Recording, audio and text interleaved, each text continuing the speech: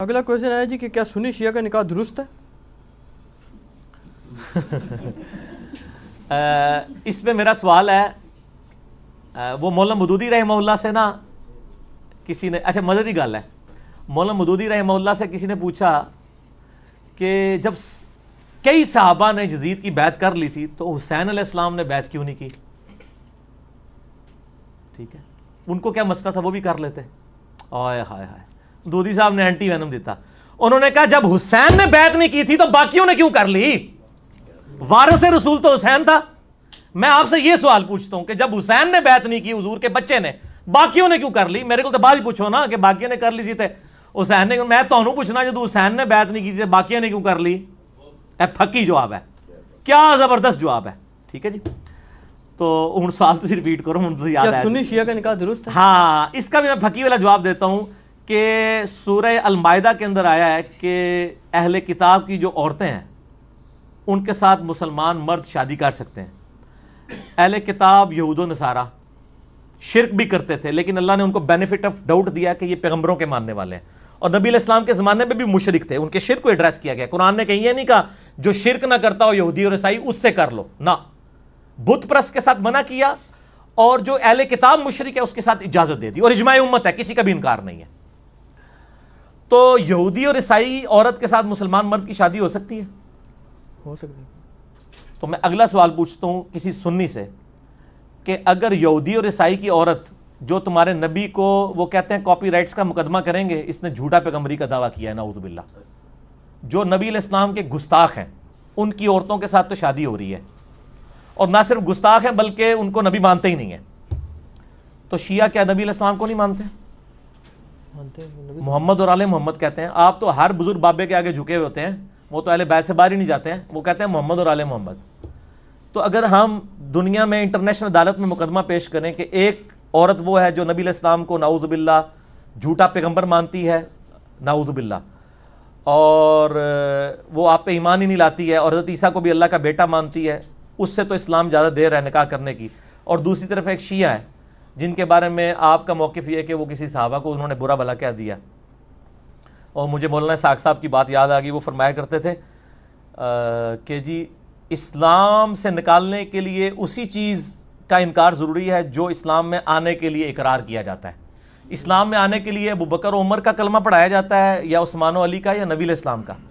تو جب تک کوئی نبی کا انکار نہیں کرتا وہ اسلام سے باہر نہیں نکل سکتا، کیونکہ جب آپ نے اس کو اسلام میں داخل کیا تھا تو اس کو آپ نے نبی علیہ السلام کا کلمہ پڑھا کے داخل کیا تھا۔ اب اسلام سے نکلنے کے لیے بھی نا نبی صلی اللہ علیہ وآلہ وسلم کا اور قرآن کا اور آخرت کا انکار کرنا ہوگا، نعوذ باللہ یا اللہ کا۔ تو یہ ان کے جذباتی رویے ہیں، شیعہ ہوں سنی ہوں سب کے ساتھ نکاح کیا جا سکتا ہے، البتہ کفر کا ایشو ہے۔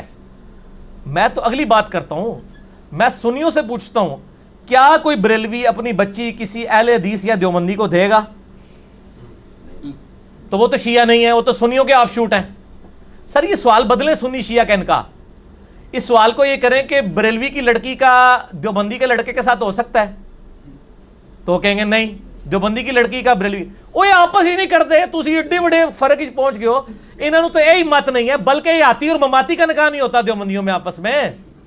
رائے ونڈ سے فتویٰ نکلا ہوا ہے، باقاعدہ مفتی کی کال چڑھی ہوئی ہے یوٹیوب پہ، تبلیغی جماعت والوں نے کال کیا جی ہمیں فتویٰ دیں، یہاں پہ ایک مماتی دیوبندی عالم دین ہے، اس کے پیچھے نماز پڑھیں، ان کا بدعتی ہے، اس کے پیچھے نماز نہیں ہوگی، تو بچی کا نکاح کہاں سے دیں گے؟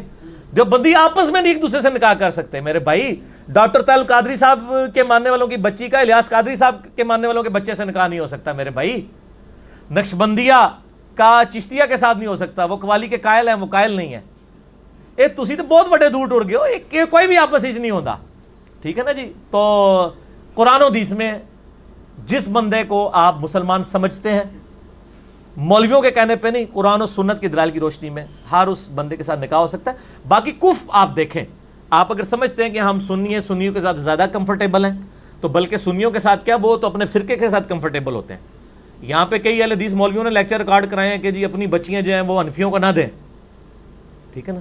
وہ تو اہل حدیث حنفی کا بھی نکاح نہیں ہوتا، لیکن بڑی حیران کن بات ہے کہ ٹی وی پہ سنی شیعہ کنفلکٹ کو اجاگر کیا جاتا ہے تاکہ امت لڑے، ورنہ ریالٹی ان مولویوں کی یہ ہے کہ اہل حدیث اور بریلوی دیوبندی بھی آپس میں شادی کرنے کے لیے تیار نہیں ہے، ٹھیک ہے، لہذا سوال ہی جعلی ہے۔ اچھا یہ آپ نے کف کی بات چھڑی ہے تو اس میں پھر سادات کا بھی مسئلہ کور کر دینا. ہاں سادات کے بارے میں میرا موقف وہی ہے کہ سادات بھی اس امت سے ہیں اور غیر سادات کے ساتھ ان کی شادی ہو جائے گی, کوئی اس کے اوپر نہیں ہے. اچھا ایک علی بھائی ایک چیز آپ سے کلیئر کر لوں, بعض علماء یہ بات بھی کہتے ہیں کہ یہ جو حکم ہے نا کہ آپ اہل کتاب سے شادی کر سکتے ہیں, یہ آج کے اہل کتاب اس میں شامل ہی نہیں. میں نے بتایا وہ علماء کا موقف شاذ ہے. نہیں کوئی غلط ہے. اچھا یہ صحیح بخاری میں حضرت عبداللہ بن عمر کا بھی موقف ہے. اچھا ہاں لیکن امت نے نہیں قبول کیا, یہ جعلی موقف ہے. اس لیے کہ قرآن نے اس کی تفریق نہیں نہ کی. قرآن تو ایک ایک شرک کھول کے بیان کر رہا ہے, تو قرآن یہ کہتا ہے نا کہ اہل کتاب موحدین کے ساتھ کرو. اچھا ٹھیک ہے نا. یہ کہتے ہیں جو اہل کتاب اللہ کو ایک مانتے ہو نا اس سے ہوگا. ہم ان سے یہ پوچھتے ہیں کہ جو اہل کتاب اللہ کو ایک مان رہا ہے لیکن نبی علیہ السلام کو جھوٹا پیغمبر مان رہا ہے, تو آپ کی غیرت گوارا کرتی ہے؟ ہاں لیکن غیرت نہیں گوارا کرتی, لیکن آپ بھی مسئلہ مانیں گے کہ شادی ہو جاتی ہے, تو آپ کا مسئلہ تو پھر وہیں پہ ہے. اللہ کو ایک مان بھی رہے ہیں تو نبی علیہ السلام کو تو وہ جھوٹا کہہ رہے ہیں نا. یہ آپ نے جو بات فرمائی نا, اس سے ایک سوال میرے ذہن میں آ گیا جو غالباً غامدی صاحب سے کسی نے کرنا تھا, میں نے سنا تھا, کوئی صحیح یاد نہیں آ رہا کس نے کیا, کہ جی یہ تو آپ بتائیں کہ جب آپ یہ کہتے ہیں کہ جب ان سے شادی جائز ہو جاتی ہے, جائز ہے صاحب کے نزدیک آپ فرما رہے ہیں, تو وہ کہتے ہیں کہ جی پھر ساتھ یہ بھی حکم ہے کہ ان کو دوست نہ بناؤ, تو بیوی کے ساتھ کیا نفرت رکھ کے نہیں. یہ سوال کسی نے کیا. چلے میں آپ کو یہ ایڈریس کر لیتا ہوں, اس کے بعد آپ کو کوئی اجازت نہیں اس سے ہٹ کے سوال کرنے کی, کیونکہ پھر آپ اور طرف چلے جاتے ہیں. جو لوگوں کے سوال ہیں نا وہ ہمیں گالیاں کھانی پڑتی ہیں. 3 ہفتے سے پرچیاں پینڈنگ ہیں اور آپ نے بیچ میں اپنا جو ہے نا وہ معاملہ سوال سے ضمن آ گیا. نہیں ضمن نہیں نہ کرنا, آپ کو منع کیا تھا نا میرے بھائی, لوگوں کی حق تلفی ہو رہی ہے نا, یہ کام نہ کریں آپ. ٹھیک ہے, اپنا مطلب نہ نکالیں نا آپ. مسئلہ یہ ہے کہ یہود و نصارہ کے ساتھ دلی دوستی منع ہے. قرآن میں کہیں نہیں آیا کہ یہود و نصارہ کے ساتھ دوستی منع ہے. دلی لگاؤ نہیں ہونا چاہیے, دلی لگاؤ ایسا لگاؤ جس میں آپ اسلام سے ریلیٹڈ کوئی راز اس کے سامنے کھول دیں. اور یہاں تو لوگ بیویوں سے تنخواہیں چھپائے بیٹھے ہوئے ہیں, مسلمان بیویوں سے, وہ تو کسی نے نہیں پوچھا کہ تنخواہیں کیوں چھپائی ہوئی ہیں. تو یہود و نصارہ میں سے بھی اگر کسی نے کوئی عورت کر لی ہے, آپ نے مسلمانوں سے تنخواہیں چھپائی ہوئی ہیں, اور کوئی اسلام کا ایسا راز ہے جس کی وجہ سے اسلام کو نقصان ہو سکتا ہے, اور وہ کوئی یہود و نصارہ کی بیوی اس کی ہے, تو اس سے چھپا لے, تو اس میں کیا حرج ہے؟ آپ نے تو بیویوں سے تنخواہیں چھپائی ہوئی ہیں. صحیح ٹھیک ہے, جو آپ چوری چھپے پچھلوں کو خرچے بھیجتے ہیں وہ چھپائے ہوئے ہیں. تو ادھر آگے سارا میں نے پھکیلے جواب دیا گا نا. ٹھیک ہے, چلو اچھا کور ہو گیا جی. اسی کور کرنا ہے. اگلا سوال جو غامدی صاحب کا ذکر کیا وہ غامدی صاحب کا سوال ہی آ گیا جی. جاوید غامدی صاحب کسی کو کافر نہیں سمجھتے, حتیٰ کہ قادیانیوں کو بھی کافر نہیں کہتے, حالانکہ وہ خود نبی صلی اللہ علیہ وسلم کو آخری نبی مانتے ہیں. اب اس تضاد میں ہمارا کیا عقیدہ ہونا چاہیے؟ ہمارا عقیدہ میرے بھائی ریکارڈڈ ہے. غامدی صاحب کا جو مسئلہ ہے نا وہ پہلے یہ بتائیں یہ درست ہے وہ نہیں؟ میں اس پہ کوئی کمنٹس نہیں کروں گا, اس لیے کہ وہ بڑا کمپلیکس مسئلہ ہے. میں یہاں پہ آپ کو غامدی صاحب پہ PhD تھیسس کرانے کے لیے نہیں بیٹھا ہوا. اچھا میں آپ کو اپنا موقع بتا دیتا ہوں. میرا یوٹیوب پہ ایک کلپ ہے قادیانیوں کو دعوت اصلاح, اس میں میں نے اپنا موقف بیان کر دیا ہے. میرا موقف یہ ہے کہ نبی صلی اللہ علیہ وآلہ وسلم کے بعد کوئی شخص امتی نبی ہونے کا دعویٰ کرے یا وہ دعوی نبوت تو نہ کرے, لیکن کشف اور الہام کے ذریعے امت کو بتائے کہ میرا کو اللہ نہ ڈائریکٹ رابطہ ہے, وہ سب کے سب ایک کیٹیگری میں فال کرتے ہیں.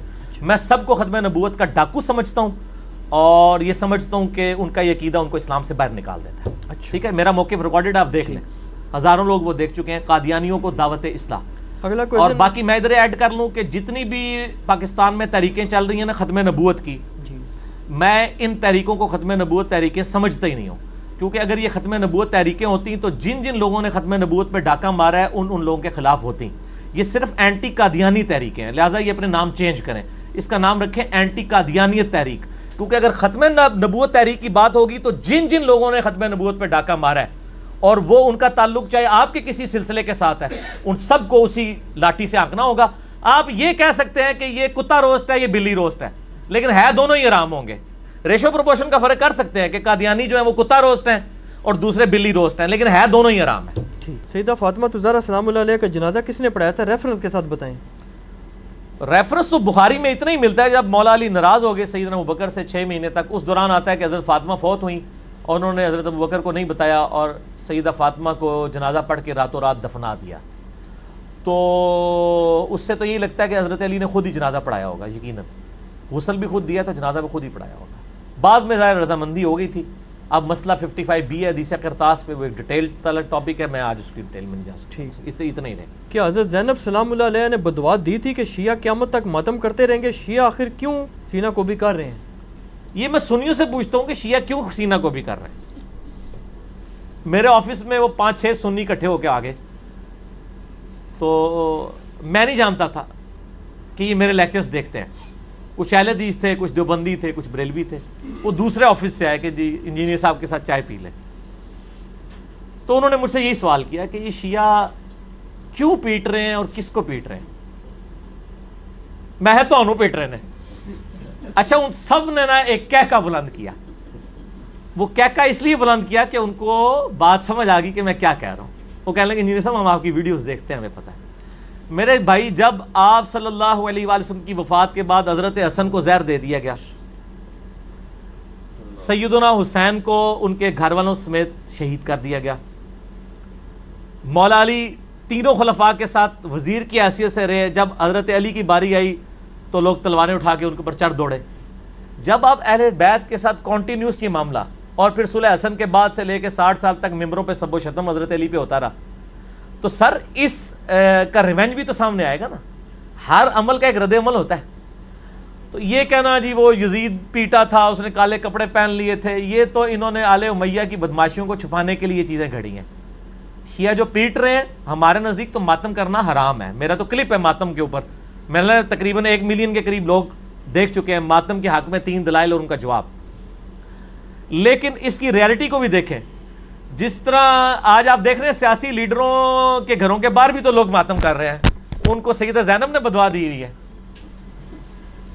وہ پیٹ رہے ہیں کہ ہم پوری زندگی آپ کی پارٹی کے ساتھ اٹیچ رہے ہیں, اب لوٹے آ گیا, آپ نے ٹکٹ لوٹوں کو دے دیا ہے, تو وہ ہم کہیں گے نا ان لیڈروں کو ہی پیٹ رہے ہیں. ٹھیک ہے نا. تو یہ شیعہ بھی جناب تہنوں پیٹ رہے ہیں کہ تسی جناب اہل بیت نے جو کچھ کیتا ہے. ٹھیک ہوگا جی, بس اس کو اسی پہ رہنے دے. باقی میرا واقعہ کربلا والا ریسرچ پیپر آپ پڑھ لیں.